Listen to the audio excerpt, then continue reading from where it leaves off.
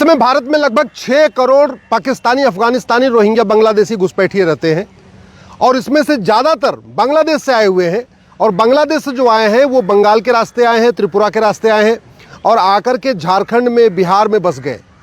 इसलिए बिहार में विधानसभा चुनाव के पहले वहाँ की वोटर लिस्ट का स्पेशल रिवीजन करना ज़रूरी है।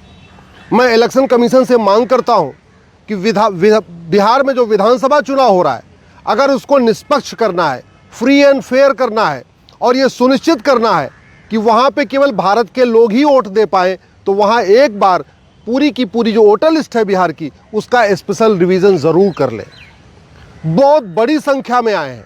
बिहार की ऐसी कोई विधानसभा नहीं है जहाँ 10 से 15 हज़ार बांग्लादेशी, रोहिंग्या नहीं रह रहे। जीत हार के लिए इतना बहुत होता है।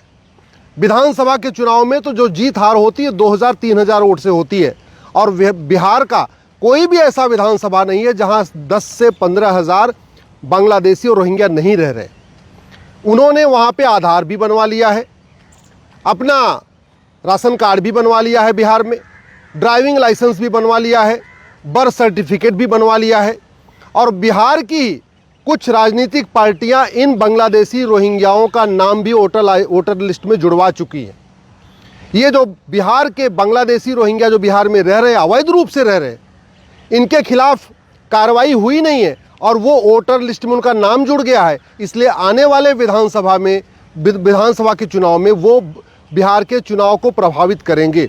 इसलिए ज़रूरी है कि केंद्र सरकार, बिहार की राज्य सरकार के साथ साथ इलेक्शन कमीशन इस पे ध्यान दे, वहाँ एक बार फिर से स्पेशल रिवीजन शुरू करे, प्रत्येक विधानसभा क्षेत्र में स्पेशल रिवीजन करे। खास तौर पे जहाँ हिंदुओं की जनसंख्या कम हो गई है वहाँ पे ध्यान दे कि आखिर 10 साल के पहले क्या पोजीशन थी, या 2019 के लोकसभा के चुनाव में क्या स्थिति थी, 2024 के लोकसभा के चुनाव में क्या स्थिति थी और अभी क्या है। पूरे के पूरे बिहार की डेमोग्राफी बदली है। इसमें बहुत हद तक वहाँ के भ्रष्ट कर्मचारियों ने काम किया है।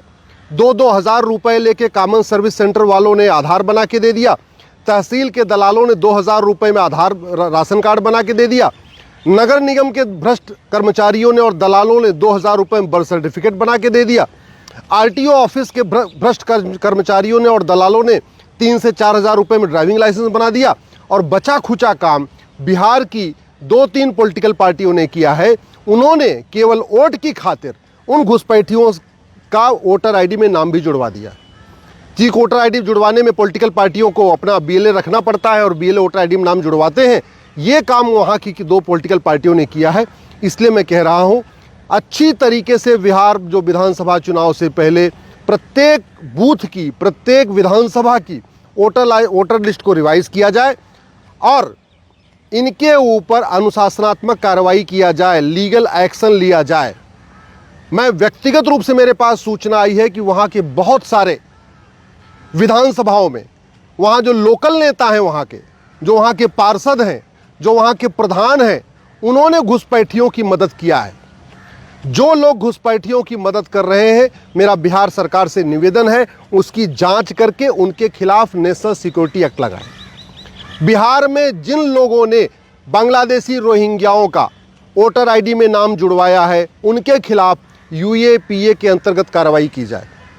जिन लोगों ने घुसपैठियों का कागज बनाने में मदद किया है, आधार बना के दिया है, ड्राइविंग लाइसेंस बना के दिया है, बर्थ सर्टिफिकेट बना के दिया है, एज सर्टिफिकेट बना के दिया है, उनका वोटर आईडी में नाम जुड़वाया है, उनके खिलाफ गैंगस्टर एक्ट लगाएं, उनके खिलाफ वेजिंग वॉर की धारा लगाएं, उनके खिलाफ देशद्रोह की धारा लगाएं, उनके खिलाफ रासुका लगाएं, उनके खिलाफ यूएपीए लगाएं। नहीं तो बिहार का जो आगामी विधानसभा चुनाव है, ये पूरी तरीके से प्रभावित होगा और वहाँ का जीत और हार का अंतर ये घुसपैठिए तय करेंगे। और घुसपैठिए, स्वाभाविक सी बात है, उसे ही वोट करेंगे जो एनआरसी का विरोध कर रहा है। घुसपैठिए उसे ही वोट करेंगे जिन्होंने सीए का विरोध किया है। घुसपैठिए उसे ही वोट करेंगे जिन्होंने उनका वोटर आईडी में नाम जुड़वाया है। और बड़े दुख की बात यह है कि सुप्रीम कोर्ट में पीआईएल फाइल हो गई है। कुछ संगठनों में सुप्रीम कोर्ट में पीआईएल फाइल करके मांग किया है कि बिहार विधानसभा की जो वोटर लिस्ट है उसका स्पेशल रिवीजन न किया जाए। मतलब उनको पता है कि जो वहाँ पे वोटर लिस्ट बनी है उसमें बड़ी मात्रा में घुसपैठियों ने अपना नाम जुड़वा लिया है, इसलिए वो सुप्रीम कोर्ट आ गए हैं कि वो जो वोटर लिस्ट है बिहार विधानसभा की उसको छेड़छाड़ न किया जाए, उसी वोटर लिस्ट को फाइनल मान लिया जाए। मैं भी सुप्रीम कोर्ट आ रहा हूँ, मैं भी सुप्रीम कोर्ट में PIL फाइल करूँगा और मांग करूँगा कि केंद्र सरकार को भी और इलेक्शन कमीशन को डायरेक्शन दिया जाए कि बिहार विधानसभा चुनाव से पहले एक बार प्रत्येक बूथ की वोटर लिस्ट को अच्छी तरीके से जांचा जाए, खंगाला जाए। जिन लोगों ने फर्जी अपने डॉक्यूमेंट बनवा के वहाँ वोटर ID में नाम जुड़वा लिया है उनके खिलाफ लीगल एक्शन होना चाहिए, उनको उठा के जेल में डाला जाए, उनके खिलाफ कार्रवाई किया जाए। नहीं तो आने वाले टाइम में जो विधानसभा का चुनाव होगा वो पूरी तरीके से प्रभावित होगा। ये बांग्लादेशी रोहिंग्या पूरी तरीके से चुनाव को प्रभावित करेंगे और फिर बिहार में फ्री एंड फेयर इलेक्शन नहीं हो पाएगा।